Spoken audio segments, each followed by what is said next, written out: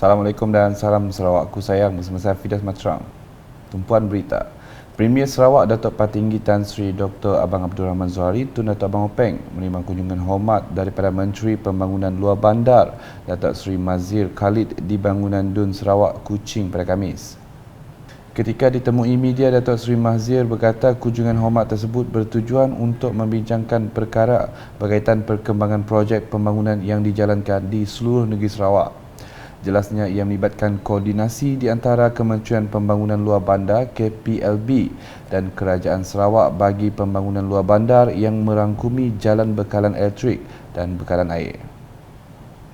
So yang Mahmud Datuk Tinggi Premier juga bersetuju supaya tim teknikal daripada KPLB dan juga daripada Kerajaan Negeri dapat kerap berjumpa dan specifically dalam hal yang berkaitan dengan jalan luar bandar, bekalan elektrik luar bandar dan juga bekalan air. Kita ada certain project yang sedang dilaksanakan di negeri Sarawak dan ada yang dipanggil pra-pelaksanaan yang belum dilaksanakan, dan at the same time Kerajaan Negeri pun ada projek pasarana yang mereka di atas bajet negeri yang jalan. Jadi maknanya kalau kita ada coordination, we know already mana satu yang negeri, mana satu yang bawah dan bawah bandar.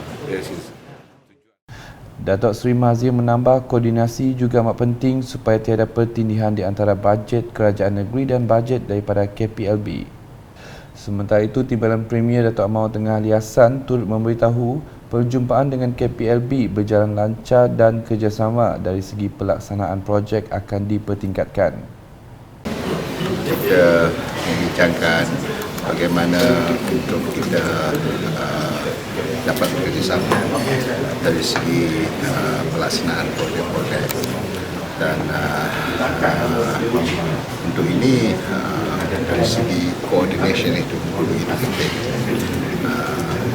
dan kita akan mempertingkatkan lagi bekerjasama. Yang penting ialah Turut hadir Timbalan Menteri 2 KPLB Datuk Hasbi Habibullah dan Ketua Setiausaha KPLB Datuk Ramlan Harun. Dalam pada itu, Kementerian Pembangunan Luar Bandar KPLB memperuntukkan hampir 900 juta ringgit untuk pelaksanaan projek pembangunan infrastruktur asas di Sarawak. Menterinya Datuk Seri Mazir Khalid berkata peruntukan tersebut untuk tujuan pembangunan infrastruktur asas ekonomi dan modal insan. Datuk Seri Mazir menambah Kerajaan Sarawak dan KPLB bersetuju untuk meningkatkan penyelarasan bagi semua projek pembangunan yang sedang dan akan dilaksanakan di negeri ini.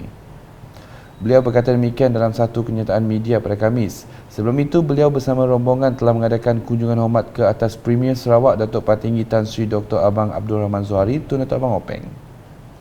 Mengenai projek yang menghadapi kekangan di Sarawak, beliau memaklumkan setakat ini tiada projek yang dihentikan atas faktor penjimatan kos ekoran pandemik COVID-19. Berita seterusnya, Mini Convention Inovatif dan Kreatif ICC bertujuan untuk melonjakkan prestasi, meningkatkan kecekapan dan keberkesanan penyampaian perkhidmatan kerajaan.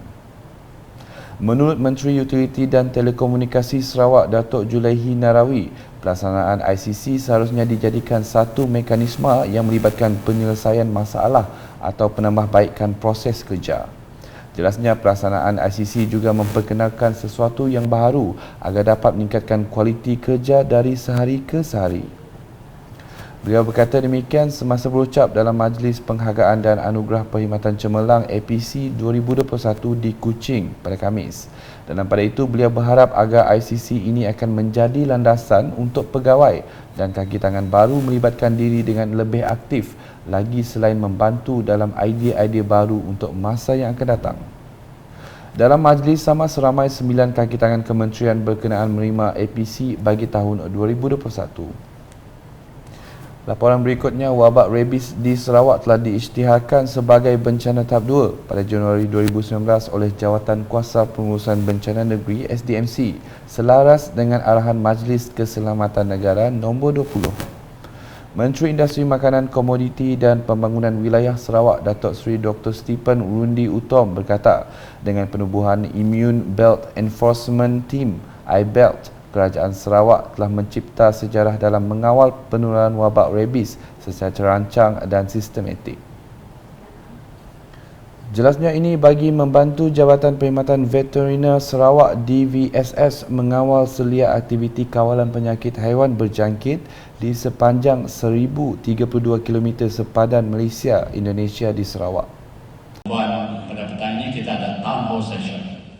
Town hall session ini adalah two-way traffic. Mungkin ada soalan-soalan yang akan dikemukakan, perlu we need to understand more and so on. Saya percaya ahli-ahli IBT ataupun staff telah pun diberikan latihan, training, implement of knowledge dan sebagainya. Cuma power atau belum, kita beri power juga. So semalam, dulu semalam telah pun dilancarkan beberapa hari lepas bagaimana kita melancarkan IBET ini.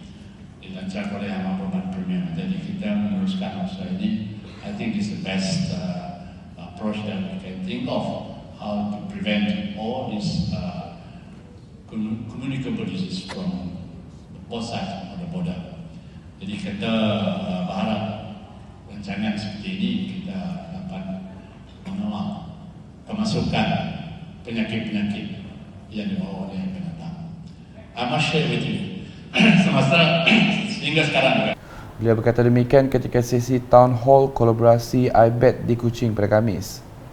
Mengulas lanjut, Datuk Seri Dr. Stephen Rundi memberitahu Kabinet Sarawak bersetuju untuk meminda Ordinan Kesihatan Awam Veteriner 1999 bagi membolehkan orang ramai menyertai operasi pembendung penyakit bawaan haiwan terutama di kawasan sempadan Indonesia-Malaysia. Beliau berkata Seksyen 6 dan 57-1 ordinan tersebut perlu dipinda supaya semua orang dapat beroperasi dengan lebih lancar bagi memerangi penularan penyakit bawaan haiwan. Justru beliau menambah menerusi ordinan itu pihaknya turut memberi kuasa kepada orang ramai untuk memberi vaksin kepada haiwan terutamanya anjing dan kucing di kawasan sempadan. Dalam pada itu, Bengkel Perancangan Strategik Peningkatan Produktiviti Negeri Sarawak bertujuan meningkatkan pertumbuhan produktiviti dan daya saing rakyat Sarawak. Bengkel tersebut dianjurkan oleh Perbadanan Produktiviti Malaysia MPC Sarawak dengan kerjasama Unit Perancangan Ekonomi EPU Sarawak di Pejabat MPC di Kuching pada Khamis. Pemangku pengarah Unit Perancangan Ekonomi Sarawak Rozaini Muhammad Zahir berkata, hasil daripada bengkel berkenaan MPC merancang untuk menerbitkan laporan produktiviti Sarawak. So, saya dimaklumkan bahawa MPC telah bercadang untuk menerbitkan laporan produktiviti Sarawak. Ya. So, laporan ini akan menilai prestasi, produktiviti dan daya saing Sarawak. Serta mengesyorkan inisiatif peningkatan produktiviti bagi Sarawak. So, saya berbesar hatilah mendengar inisiatif yang akan dilakukan oleh MPC ini. Ya. Alright. So, satu lagi, saya juga difahamkan yang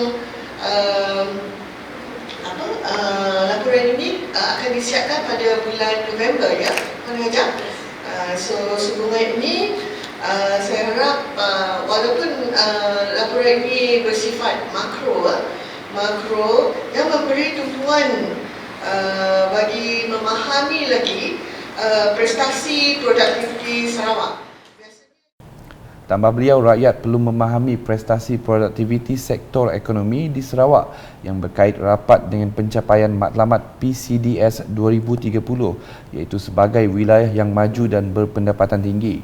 Beliau juga berharap laporan yang dihasilkan dapat meningkatkan lagi profil Sarawak sebagai destinasi pilihan pelabur. Sekian edisi Tengah Hari bersama saya Fidas Matrang. Berita lebih lanjut boleh didapati di semua platform media sosial UKAS, termasuk portal ukas.sarawak.gov.my dan UKAS channel di YouTube. #menyebar fakta, salam UKAS.